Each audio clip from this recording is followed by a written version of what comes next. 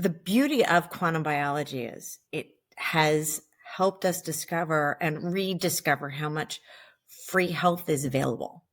There are solutions to a lot of problems. We can manage a lot of inflammation without paying for it.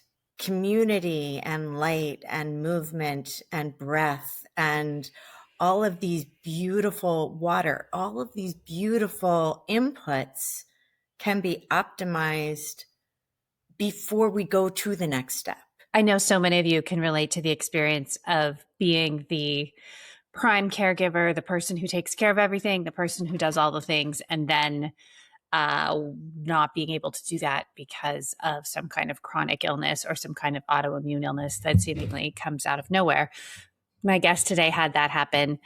She was a registered nurse, ultimate caregiver, and then went through years of autoimmune chaos before finding her way out again and finding her recovery through energy medicine. And after learning everything that she learned through her own healing journey, she went back to nursing school, got re-licensed, and went back and came to study applied quantum biology at the Institute of Applied Quantum Biology, and now works for the clinic that helped her to heal with their energy modalities. So Brigid Bandomer, is a delightful conversation. We also attended the Quantum Biology Forum together, which I will talk to you about soon. But that was, I think, a real milestone in the shift towards the new paradigm, having that event with all of the quantum biologists, practitioners, communications people, money people, government people. The stakeholders across the board were there, and it was just a real moment. So we cover that as well. Brigid is also going to be attending the Return to Nature retreat, the second annual Return to Nature retreat in Franklin, Tennessee.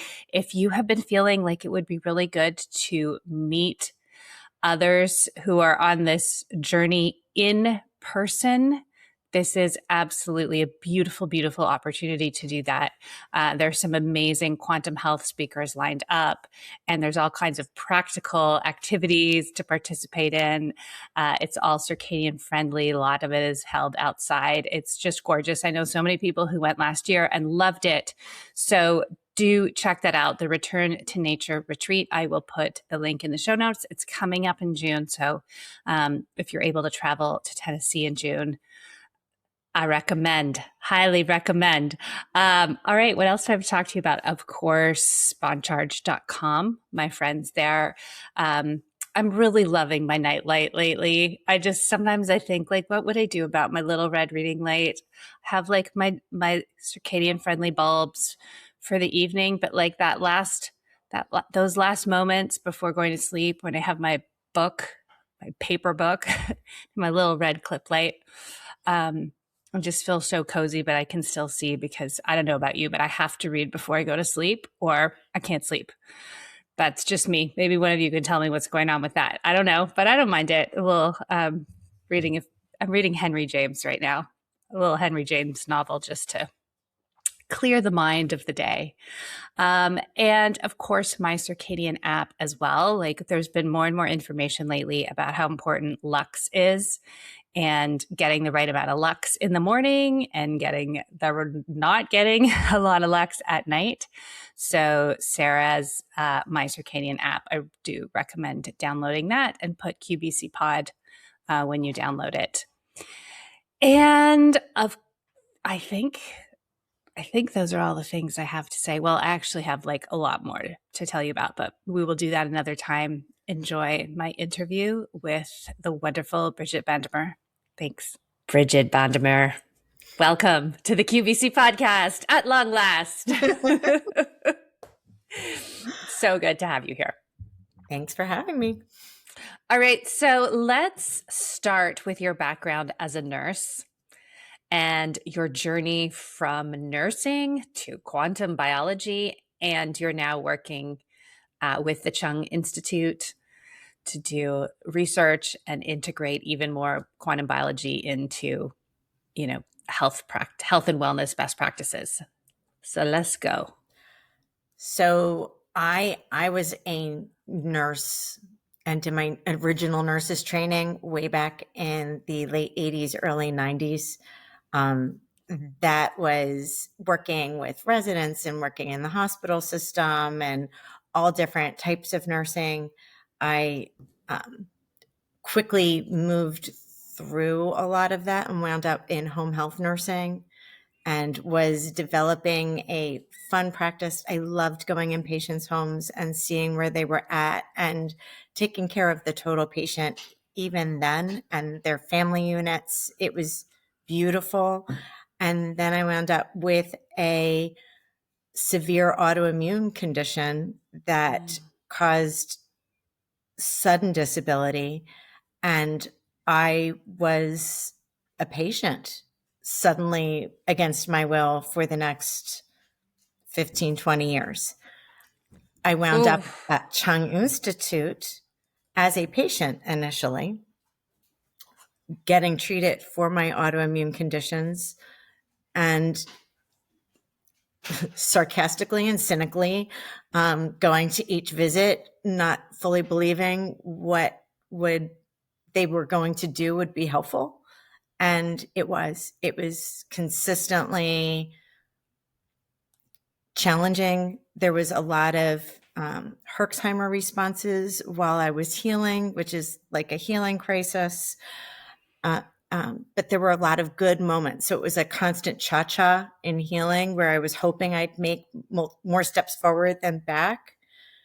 And as I got better, I started to realize I didn't need to stay sick. And I was going to have to come up with something else to do than be a chronic patient. It's funny how that identity can stick. So tell me a little bit about the Chung Institute approach. So you realized quickly that your background in mainstream allopathic medicine was not solving the problem. And it was incomplete. It was allopathic medicine was incomplete. It was really helpful when I had initial crises and when I had initial things. But as a long-term for chronic illness, I was getting sicker using allopathic medicine. So when I switched and went to Chung Institute, it was completely foreign to me. What they do there is they use Dietrich Klinghart's autonomic response testing technique, which is a form of muscle testing that is more precise than a lot of other types of muscle testing. And then they integrate acupuncture and neurotherapy and ozone therapy, lasers,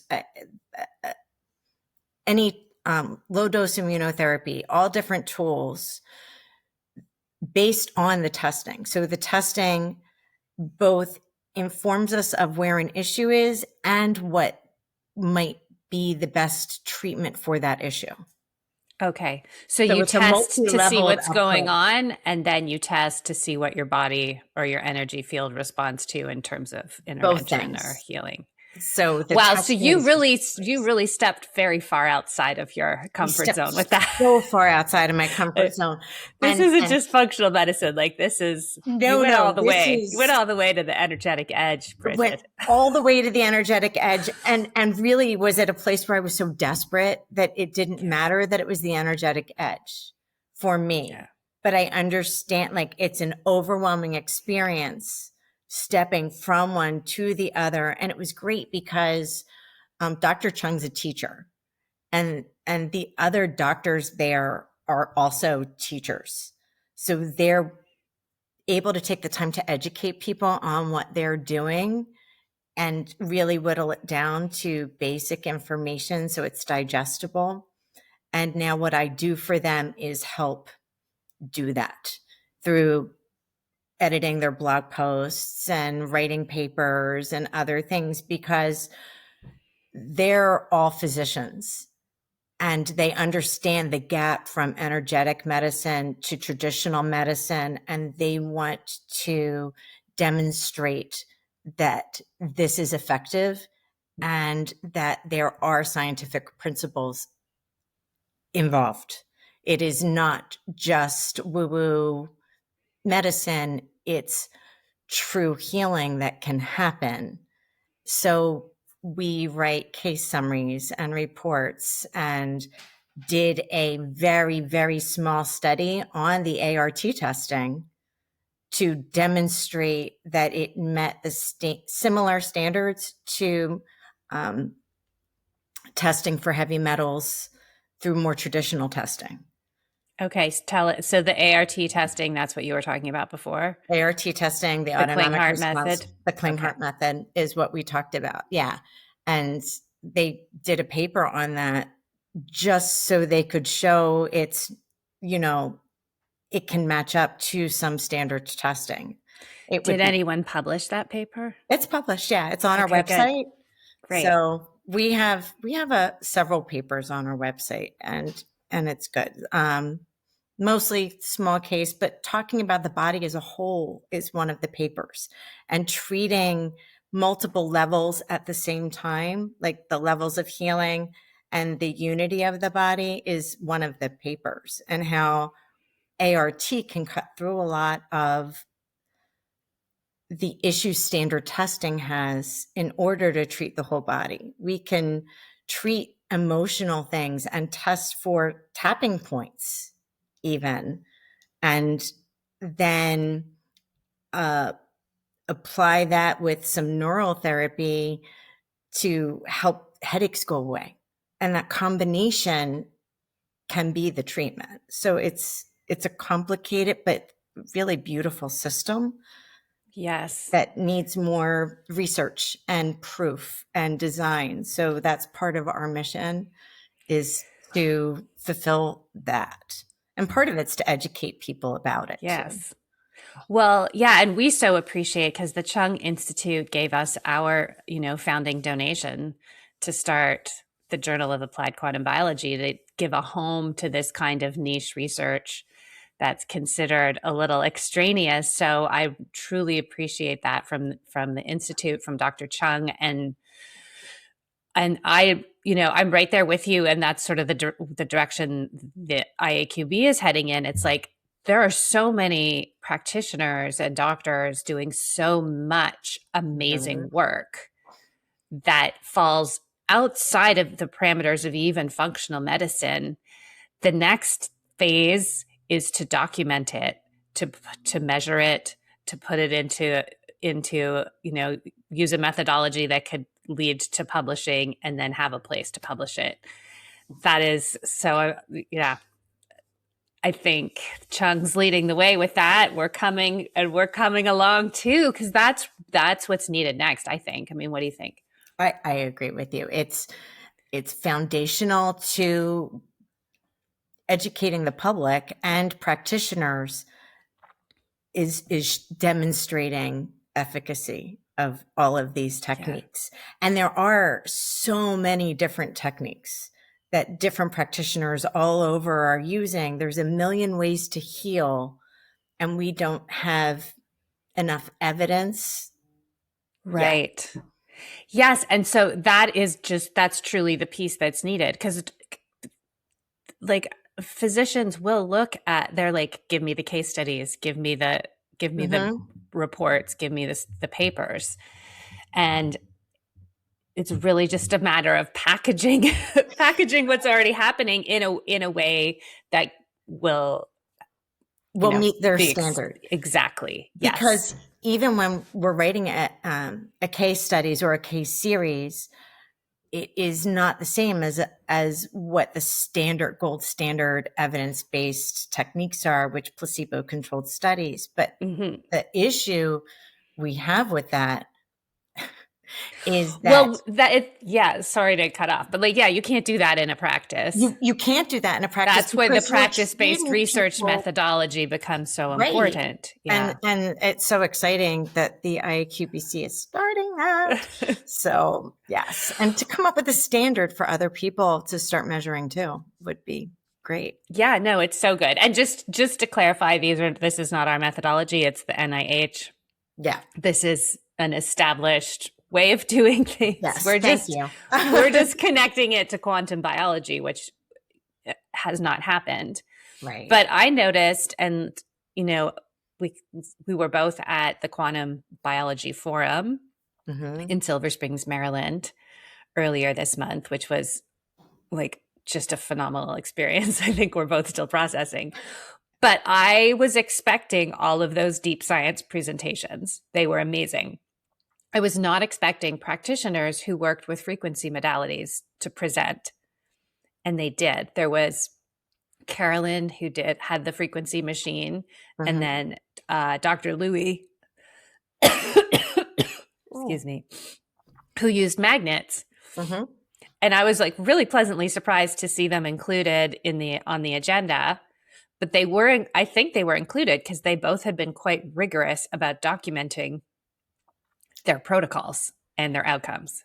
And I think Correct. that's why they got some airtime in that room, which was filled And with they hard did science people. such a beautiful job with it Yeah. because they do have hard data. They are not using testing techniques like ART on their patients. They're using labs, and that's a pre-agreed upon standard. So it's really nice to see that those techniques are being researched and presented and getting airtime in front of scientists who are still working on theory. Yeah. And those theory, I mean, the future was so exciting after being at that. The potential is so there. But Yeah, it was because it was so incredible. You had, the scientists like going deep into, the quantum mechanisms on all kinds of different topics. And then you had a handful of practitioners who were saying, these are the results I'm consistently getting using a frequency machine. These are the results I'm consistently getting using magnets. Like just two of those, he just had he's like, they're $20. Right. And there was still a bit of a gap. Like those practitioners didn't have the how. And then the scientists didn't really have the practical application. So it was they were needs both to be there a in the room. bridge. It was amazing. Yeah. Yes. Future is overwhelming and with potential right now. Yeah.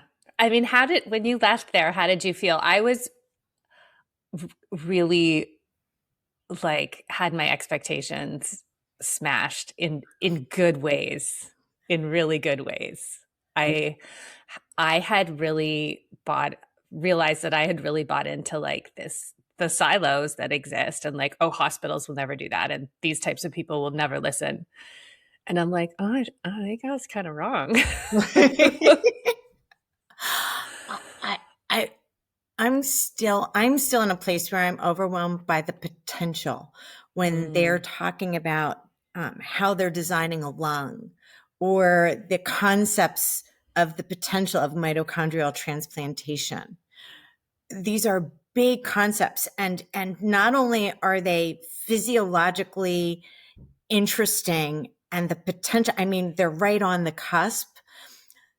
There's also some, for me, moral concerns about where these go and how they're implemented. And we didn't even talk about, while we were at the conference, the ethics of some of this. And I think as we're implementing and inviting frequencies into our healing, we need to be aware of the potential all of those different frequencies and energetics can have on us. None of these things are going to happen in a vacuum. They are going to have impacts on our biology that we don't understand yet, and on the future of the people who are receiving these types of organs or mitochondria or other things. It's going to be an adjustment in who they are in ways we don't understand. So I'm interested in having those conversations in future ones as much as I am in seeing the science continue to grow. Yes, no, that's a really good point. I think whenever we intervene with nature, there are going to be downstream effects. And because we don't really understand our biology, No. even the people who are deep in the weeds in quantum biology, we're still at the beginning. We still don't really, I We're don't at the think we beginning, really know. but So what yeah. happened when we came back from there is which takes us back to nursing theory.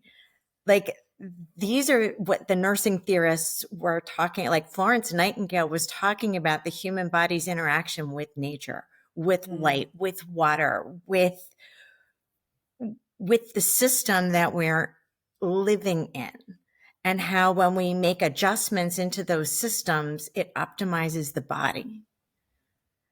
So it kind of, for me, even pointed back further into a paper that I'm in process of writing for the Journal of Holistic Nursing, hopefully.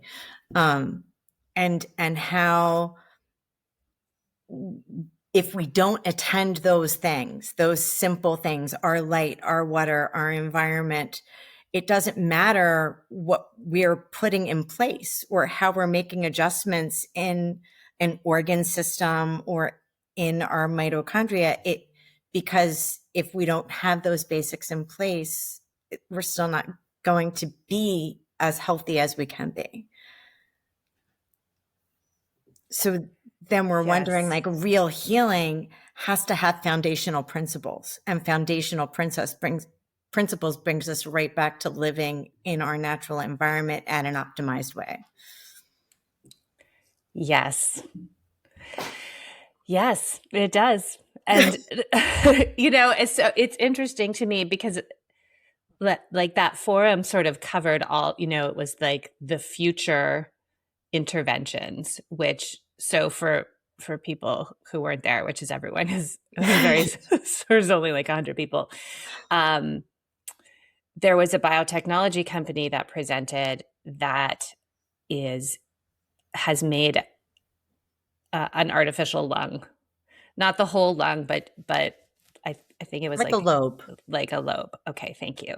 And they have, anyway, I won't go into the detail that's going to freak everyone out, but they made it. They just basically made it in a lab, the whole thing, which I do think has an upside, because for me, if there is a way to avoid taking the organs of other humans, oh, agreed.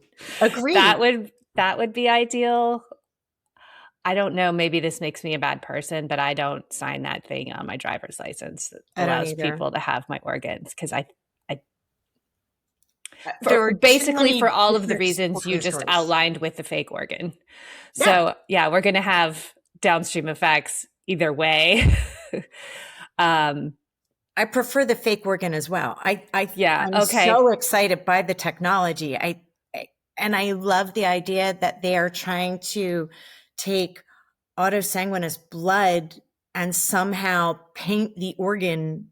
And this is so dumbed down from what they're doing, but like paint the organ in it so it doesn't need immunotherapy for the rest of their lives. Like, somebody can hopefully someday get an organ that will function as truly part of their body that we're trying to convince the body is theirs. Right. Like, these are details that went like right over my head, Brigid. So yeah, please fill them in. That is right. Okay. So that was the impression. So if we can convince a body that an artificial organ is part of itself through a cellular paint on the exterior of this tissue, it would keep people from needing long-term medicine. It would prevent rejection issues. And it would be an unending supply. We wouldn't need to wait for transplantation. We wouldn't need to have all of those moral quandaries. Like, so there's a lot of exciting things about it. It does become, though, the question, like Greg Brayton's asking, like, what is human? Where do we go from there? And it's just so interesting, like, and so much potential. I'm sorry, we went on a tangent. No, listen, and this is, I guess, kind of what we wanted to explore today, right? Like, there is just so much going on Okay, so yes. So everybody, that's that's where we're at discussing the lung. I'm not even going to say how they made it. Maybe I will. Okay, they made it with a 3D printer. And Obviously, biofilaments. there was a lot more to it. There's a lot more to it than that. But that was the where they started. Like that's how, and they have got to the point where they have put the lab made lungs into humans, and they Did did they? it. I thought they said they did a trial with 6 people. Oh wow. I didn't realize they had been that far yet, but that is exciting. Yeah, that's what Once the again, there was CEO so much said. I know. information. And then the guy goes, all right, yes. So listen, these talks are all going to be up on YouTube. So we'll link if you want to go hear more about the lung. But it again, whenever a new solution arises, like exactly to your point, Brigid, there's so many things to think about. And we could also talk. There was a whole presentation on mitochondria plant transplantation, which is in the earlier stages. And again, it's like when there's a new solution that's better than the current solution, wonderful.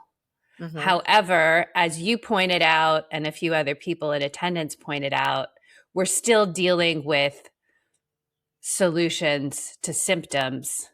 And let's not lose track of creating and maintaining health earlier up the chain. Mm-hmm. Well, and I think that goes to the beauty of quantum biology is it has helped us discover and rediscover how much free health is available. There are solutions to a lot of problems. We can manage a lot of inflammation without paying for it. Community and light and movement and breath and all of these beautiful water, all of these beautiful inputs can be optimized before we go to the next step. Maybe we don't need even a homeopathic. Maybe we don't need any exterior intervention if we're giving our body the right input. So maybe that's where we should be encouraging people to start, and even understanding that they're not living in the world their grandparents lived or great grandparents lived, where they received environmental inputs more naturally. We have to search for them now because of our lighting design change, because of our shoe design change. I mean, nobody stops and thinks that they're not wearing leather bottomed shoes anymore. So we're disconnected from the earth, where when we were little kids, we had these firm, hard leather shoes your feet couldn't move in. And so we were connected. And those inputs make a big difference when you restore them. Yes. Yes. And I think that is, for me, the biggest gift of understanding quantum biology. There are all of these incredible innovations happening, but also it's almost like we're learning this information right when we need it. Mm-hmm. It didn't matter as much to understand the quantum processes of biophotons interacting with our mitochondria when we were just outside in leather shoes all the time. Yeah. And now we're not. So now we need that science to explain what's going on. Right. Because I don't think even people who are very aware of their environment, they might be aware of the food or the toxins that are in food. They might be aware of seed oils or that they need to exercise. They don't understand how our environment has shifted dramatically in the last 20 to 30 years and the impact it's having on their biology. Because, I'm doing everything the same. I hear it all the time from clients, but I'm doing everything the same. Why am I suddenly sick? It's not just aging. And at this age, in your 50s with menopause symptoms and life changes and all different things, people think it's because you're older. And it's not just because we're older. It's because our environmental inputs have changed and our expectations of what we should be doing in our environment changed.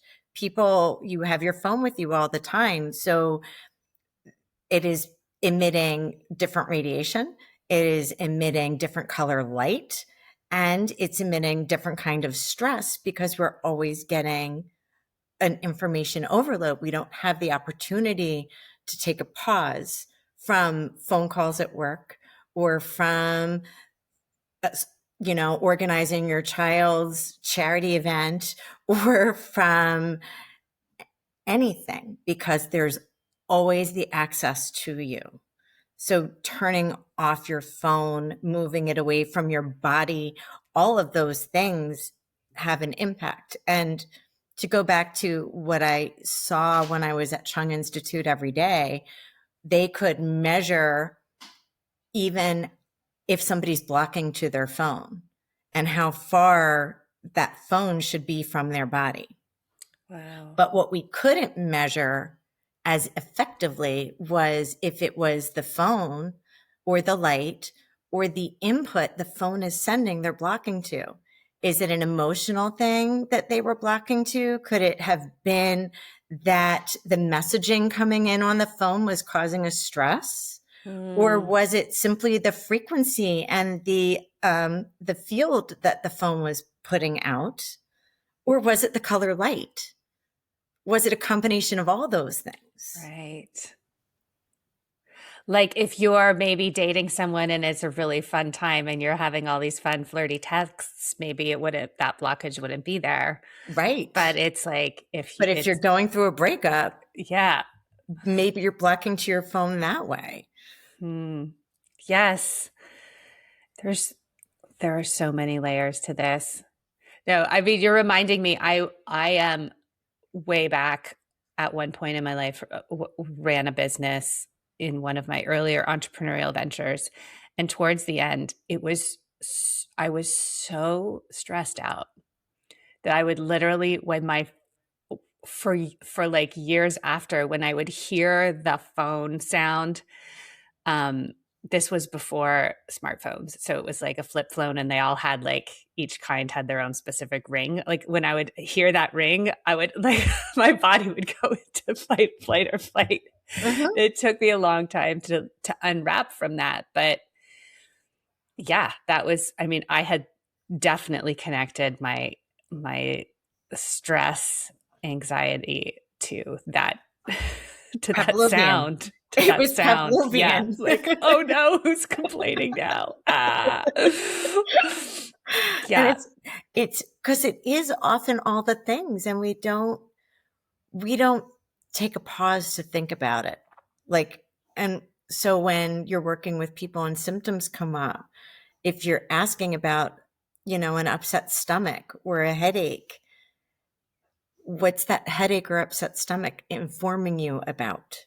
It's not something we just need to cover up. It's your body sending information to you, and talking to people about it on that level. What's it prompting you to do? If it's prompting you to throw away your phone and your job and everything else, maybe there's time for a lifestyle shift. Yeah. No, it's so true. And I started noticing that as well, because that stomach tightening is our bodies really know. I started to notice, because I've moved around a lot. So I'm always making new friends or meeting new people. Mm-hmm. And my default is always I can be friends with anybody. And then I would think back and I'm every time I was alone with that person, my stomach would tight, I just feel like that.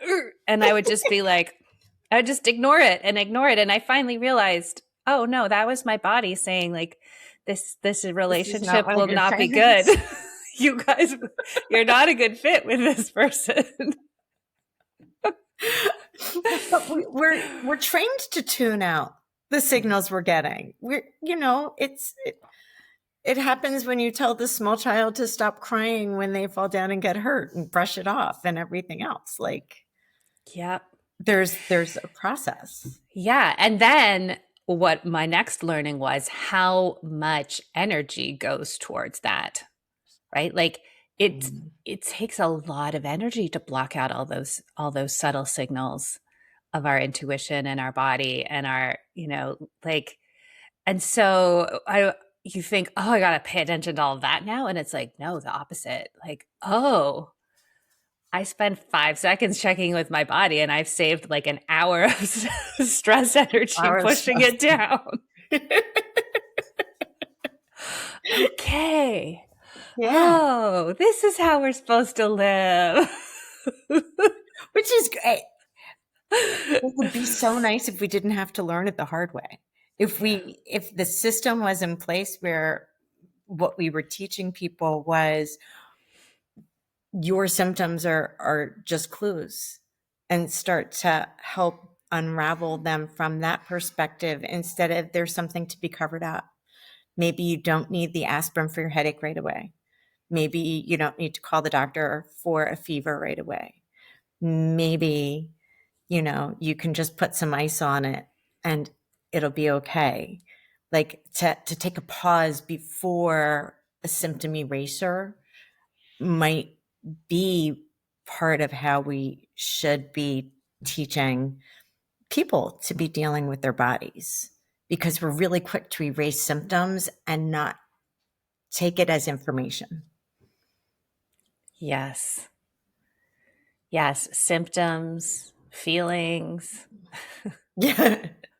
The Like, combination. this feeling is for sure going to kill me. Like, for sure. Oh, actually, no, it didn't. It just felt really bad for like 30 seconds. I did not like that experience. And to just say, like, that was not something I want to do again. It's okay. Mm-hmm.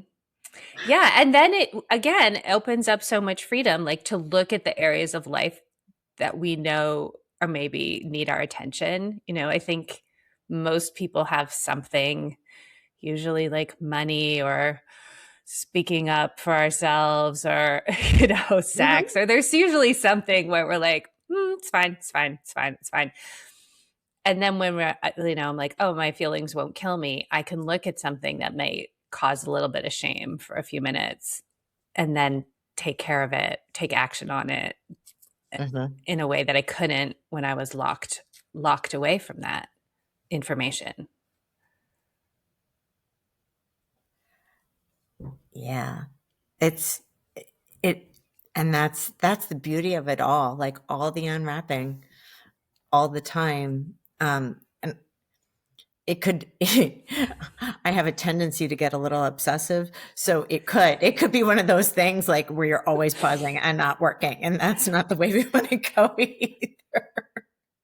But it is an interesting way to view things, and different, and that, back to the quantum biology forum, is a place that will be interesting to see when they're bridging the gap, if the discussion about unintended consequences comes in, and how we'll pause. We're in a rush to cure mitochondrial diseases and a rush to find answers to rapidly growing epidemics like Alzheimer's and ALS. And these are big problems as a population, having this kind of chronic illness burden, and fixing it is important. But if we're fixing it, how do we do that in a way that doesn't create further downstream problems,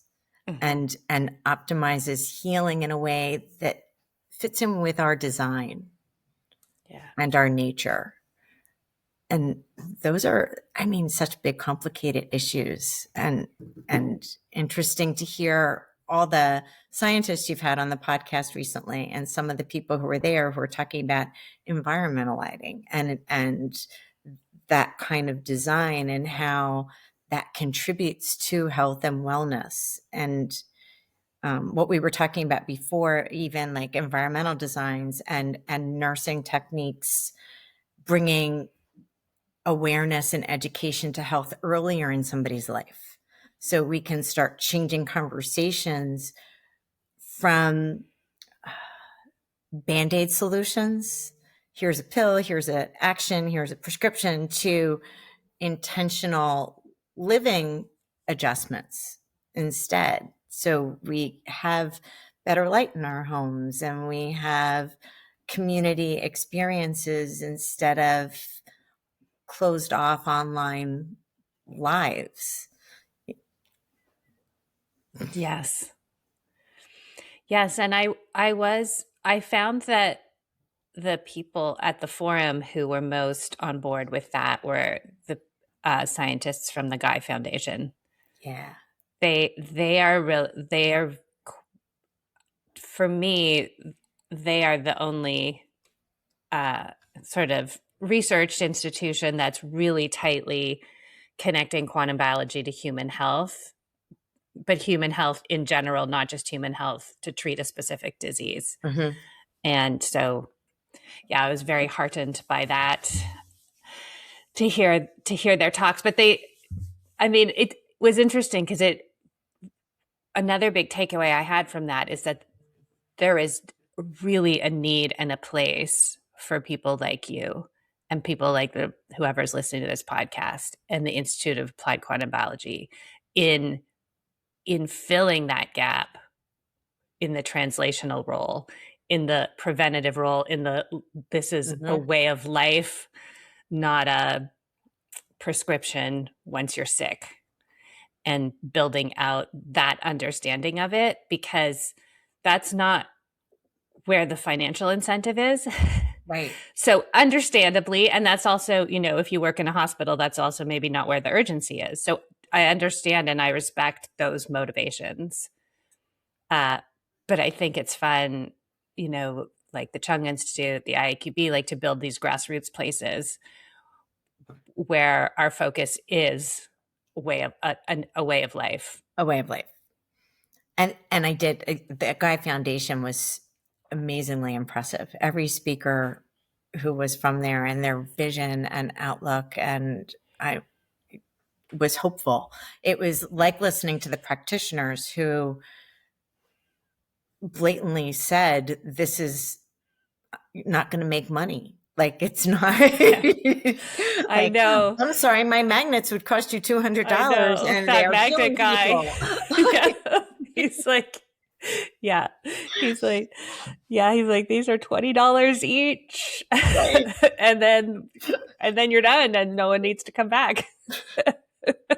You could just carry your magnets. I could show you where to place them. Not $1 billion industry. I'm sorry. Well, and so that becomes one of the other debates then. Mm-hmm. And once again, why I think the big science they're doing, that big, beautiful, those projects are beautiful Star Trek, not Star Wars dreams. Getting that kind of Star Trek medicine going is exciting and dynamic and has so much potential.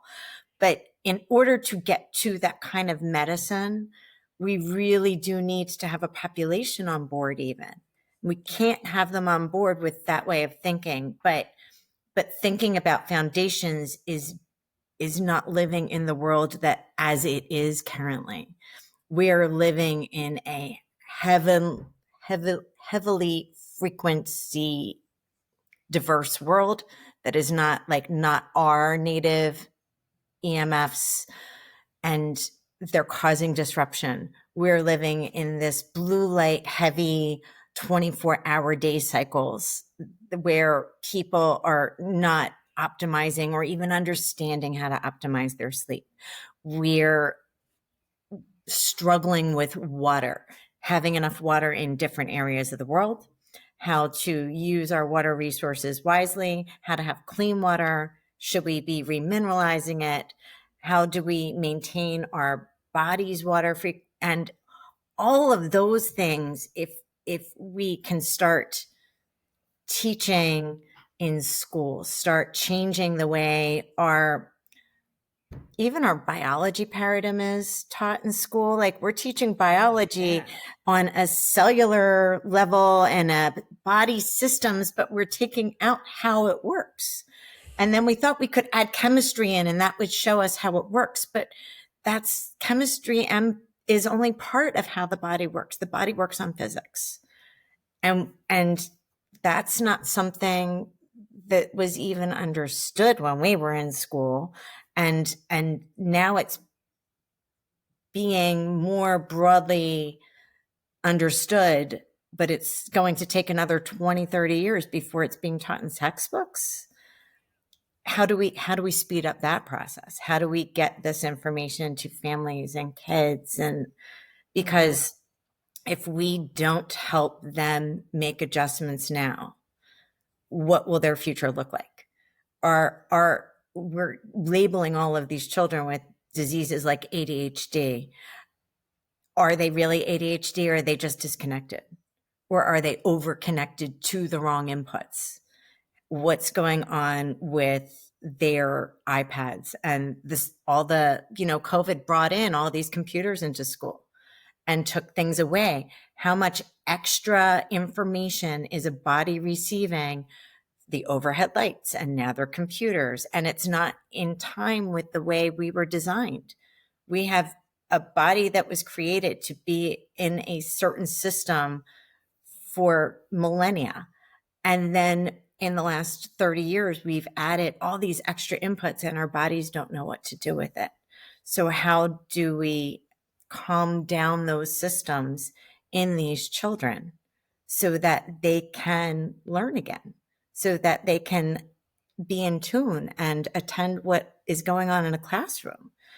I have friends who are preschool teachers and elementary school teachers who are overwhelmed with behavior management to the point where they can't teach these little people. And it is not anybody's fault. It is an overwhelmed system in their biology. Our bodies don't know what to do with all the information we're giving it. And I don't mean the information you're reading or learning. I mean just the energetic input from the design, the lighting and the computers and all of those things. When we can pull kids into a better state of regulation, they will be able to be taught again. Teachers won't be having to do these things. Yeah. I'm sorry. That was a whole other tangent. Love. But No, I think that's it. And I love important. that, that you're looking to publish with the Holistic Nurses Association, because what you were saying earlier, that the nurse often is the first point of contact, especially in a school. I hadn't thought about that. Like that would be a great cohort of people to bring on board, is school nurses, right? Maybe the child needs to go outside for 10 minutes. Right. Well, and we're getting rid of recesses. Like recesses are down to 20 minutes. Who's that helping? You can't eat and go outside and re-regulate yourself in 20 minutes as a child. That's not how their biology works. No. They need more connection. And then they get in trouble for acting up, and it's like, right. I have a couple of clients who are in our local schools, and they start to feel edgy and dysregulated and notice this. Like they're talking about when they're getting edgy. And I have suggested to them that they ask the teacher to be excused under the guise of, I have a headache. Because it's not that you don't, it's that, you're not receiving pain, but you're receiving an overwhelmed amount of information. You need a timeout. You need to get out from under the lights. The nurses have rooms set up for the headache kids. I know because I had headache kids. But if they can just go and be quiet, and even if they can't go outside, if they can go to a quiet space and recollect themselves from that, all the extra input, they're able to better go back and handle the room again. Because a lot of kids don't want to wear yellow glasses or orange glasses in school to protect them from the lights and the flicker. They and the sure other do things, not. They don't even want to be seen with you when you're wearing. They don't want to do that. Yeah. So how can we help them do something different. And sometimes that time out in the nurse's office and having that conversation with her, it's not that I have, I need medicine for my ADHD. I just need a recentering. Yeah. And I can get that. And we do have some schools where they're teaching, like having some yoga class, having some breath work, having little bits, but it's almost like a quirky little bit. It's not a foundational principle. So yeah, and nobody is understanding truly the effect of the built environment. no, And the windows that aren't letting in enough, that aren't, that are blocking out big chunks of the light that we need. Did I lose you? Oh, no, did. I had Yeah. two of my clients are teachers, and one of them's a gym teacher, so they get to go outside regularly and notice a difference. But on the days they were inside, they sent me a picture because I said, I think there's just too many EMFs based on your symptoms and how you're feeling. And he didn't realize his classroom, his office was right backed up next to their computer system, all their inputs and all the other stuff. And he sent me a picture. He's like, so my office backs up to all the wiring for the entire school. I'm like, I'm betting that could be why, like, what's the big difference on the same work day, same everything, but one day he's outside and on the rainy days they're inside and his office is in right next to the computer room at the school, sending all those frequencies out. And another one is a teacher of fourth graders. And fourth graders stop getting as much outside time, as much leeway. We're getting more rigorous with school, yada, yada. And I suggested to her, since she has a little extra freedom, I'm like, when you see them getting rammy in the spring, why don't you see if you could take them outside and do a lesson out there, see what happens? And she's sending me text. She's like, oh my gosh, they came in. They were so much more able to learn and listen and like, we all needed that outside time. Yeah. And it's amazing how those little things, those recalibrations just bring everybody back. Make such a huge difference. I remember working with a principal. I'm always volunteering in my kids' school. It's just what I like it. That's what you do. It's what I do. And she had done all of this research on behavior management, all of this stuff. And I remember she came in one day, she's like, I just read this book and it turns out we're trying all of these like fancy interventions. She's like, if you send them outside to run around for 10 minutes, everything's fine. And they they were actually attributing it to the exercise, which I'm sure played a role, but they were doing the exercise outside. And I just remember she was just stunned and also a little annoyed that the solution that she'd been working on that she thought was so complex was so incredibly simple. Mm-hmm. So I'd love to hear you stepped outside the allopathic model for your own health. You started to heal using all of these energetic modalities and diagnostic tools. When you started to study quantum biology, what pieces did it give? Like, how did that come together for you? Or how do you think about it now that you have all of those different experiences? When I first started hearing about quantum biology, which was from online influencers, who I had been following during COVID, like before they were quantum biology influencers, they were doing different things. What I knew instantly as I started learning it was that it was good, accurate information that aligned with my inner knowing. Yeah. For a very long time, I knew I felt better at the beach. I had a diagnosis where I was told I, would melt if I was hot and I shouldn't get sweaty and I should, stay indoors and away from things that the summer would be just dangerous outside. And don't get me wrong, it was. There were a lot of times if I got overheated, I couldn't walk. But the ocean always cooled me, recalibrated me, brought me back. Time at the beach and those great negative ions and the sand and the sun and all of that felt like restoration regularly.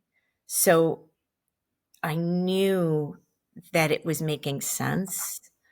And when I continued to unwrap, the deeper I go in it, the more aligned it feels for me, because quantum biology for me brings the divine into health and healing in a way no other health paradigm does. It is all interconnected and all part of our system, our divinely designed system. And that makes it have more of a place in my understanding. And as I went back to school after I got better to reactivate my nursing license after 20 years. And I had to take the nursing boards again. I had to do a review course. I had to do all of it a second time.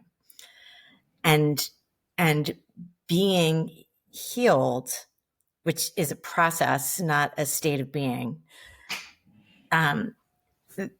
it all came together to make sense. As I was studying nursing theory, each thing with quantum biology just popped up and connected.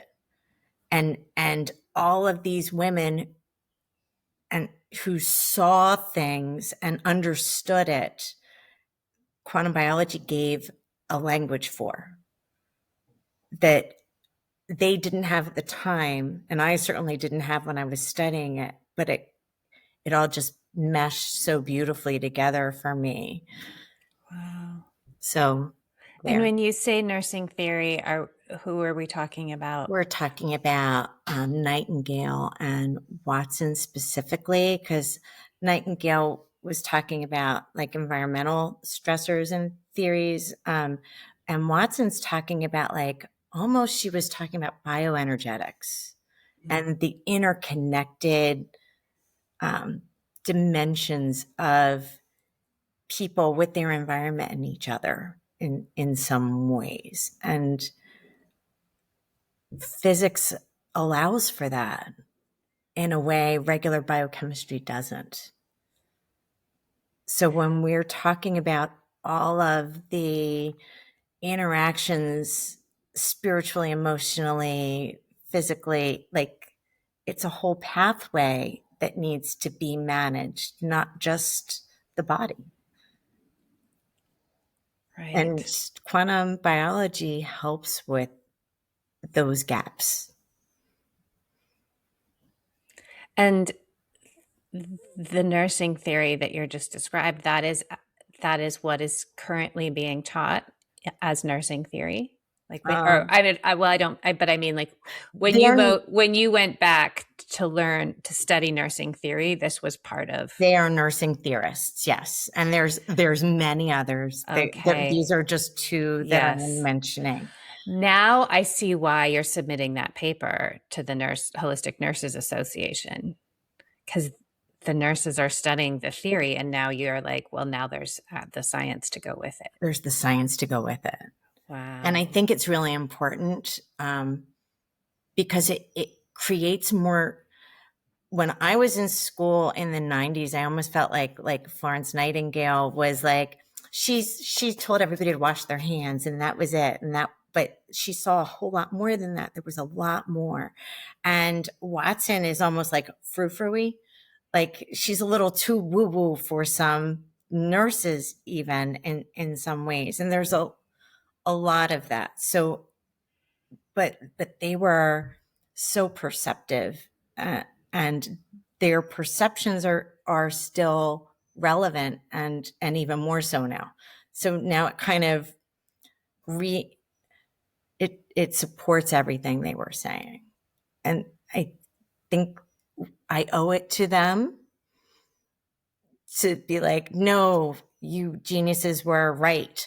Yes. And there was evidence to bring that knowledge back and place it where it belongs.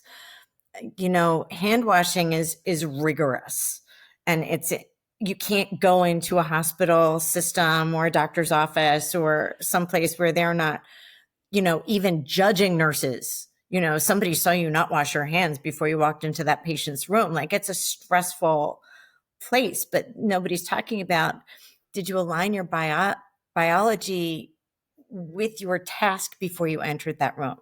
Like, which is, you know, Donna Eden stuff and Barbara Brennan stuff, like getting your body together before you start working on somebody else, getting your head together before you do your next task is just as important as washing your hands. And how do we train nurses to do that, especially girls and men? I shouldn't say girls, that's an old habit, sorry, on the floor of a nursing unit. You know, a nurse is running from room to room to room to room, overwhelmed and in a state of busyness. How do we help them know their recalibration in between each patient, in between activity is almost essential to contribute to the healing that's going on in a room? And how do we teach people to take that time while they're washing their hands to realign their bodies so that their hands are doing more than being clean? They're able to promote healing through their right energy, which sounds, wow, so woo-woo, but it's relevant. I used to get very sick when I started working at Chung. I struggled with my energy. I struggled with symptoms. We had a patient one day who had shingles, and I had previously had shingles the summer before, and being in the room with her brought all that nerve pain into my face, into my eye, all around that I had. And I didn't get like shingles, but the memory of the pain came to me and then stayed with me. I was treated afterwards being around her. Shingles isn't an infectious disease that way. That shouldn't have happened. I was not right. And that taught me to start, before I go into a room, to work on my energy, to get my health and healing together before I could go into a room. And when I leave a room, to leave that room behind me. And I think it was such a valuable lesson for me that I carry now anytime I see a client, anytime I'm working with somebody. But even before I go to an interview or to an event, in between things, to just put my energy back into myself. And if we can teach people to do that during the day, like especially nurses, to do that in between their patients, they will be much better healers and they will feel much better. They won't be carrying the burdens of their work home the same way, because it's a heavy, heavy job. And they're giving everything and getting wrung out. And it would be great to be able to find ways to help support them more actively in being healthy. Yes. Well, Brigid, you are living out your calling. That's for sure. I see you carrying on the lineage of those early nurses who saw the full picture before things got a little narrowed down, and now they're widening. The aperture is widening out again. Yeah. So beautiful. Thank you for being here and sharing all of that. I also I want to mention before we go that you're also working on a little children's book for some of you to cover some of these principles. So let us know when it's ready and we'll share it around. Will do. Thank you so much for having me. It was really fun. Yeah, it was an absolute pleasure. We will have to do it again sometime. And, like this is, I was trying to write a big long post about my thoughts on the quantum biology forum, and I ended up on LinkedIn posting one line that was like, I felt like I was sitting in the middle watching a paradigm shift unfold in real time. That's all I have to say about it. That's a good line now. It was truly, and it doesn't matter if you were at that conference or not. No. We're at a moment. This is a moment. And it's going to have big ripples. It'll be fun to see. I'm glad I'm along for the ride. Yeah. So I know some of you are getting tingles. Check in with your intuition and ask, what's my next step? We're all here. We're all here to hear about it. All right. And Brigid, for people to find you and to work with you, where should they go? Brigid at sunlighthealthcoaching.com. Brigid at sunlighthealthcoaching.com. Mm-hmm. All right. And you can also find Brigid if you're a member of QBC Free. You can type her name in there and find her there and send her a text as well. Yep. It's Brigid, Brigid. Thank you. Okay. Thank you so much. Thank you. Have a good one. You have made it to the end of another episode of the QBC podcast. Congratulations and well done. Don't forget to visit us at qbcpod.com. That's qbcpod.com. You can find all of the episodes, all the links in the show notes, the tools that I use, links to the Institute, all of the things. And please do join the QBC Free community if you haven't. That's where we send most of our updates. All right. Thanks for being here. If you also, please make sure you rate this podcast wherever you listen to it. There's so many millions of places these days, but it really helps. We really appreciate it. Thank you for being here.